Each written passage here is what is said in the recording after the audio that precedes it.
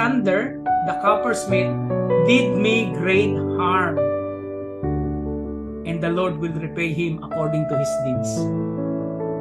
So verse 15, beware of him yourself, for he strongly opposed our message. Bakit niya winarningan si Timothy with this guy, with this man, Alexander? Nabanggit pa yung pangalan. Kasi meron siyang ginawa kay Paul. Maaaring napakalaking bagay, no? Kasi sabi dito, great harm. At ano pang sabi ni Paul? Gumanti ba si Paul? Sabi niya, the Lord will repay him according to his deeds. Diba? Ang ganda ng statement. I like that statement, diba?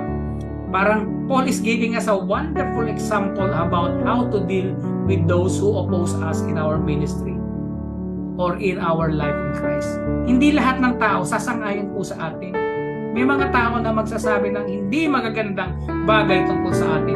Kahit na minsan maganda na yung... Kasi hindi naman nila nakikita yung motibo natin, ano?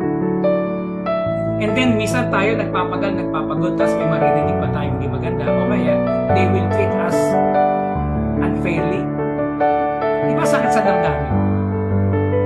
Kasi ito nakita ko, lalo sumisikip ang dibdib ko if I will try to defend myself. Ang hirap i-defend yung sarili mo. Kaya ang gagawin na lang natin, katulad sinabi ni Paul dito, ano sabi niya? The Lord will repay him. We have our God, and our God will protect us.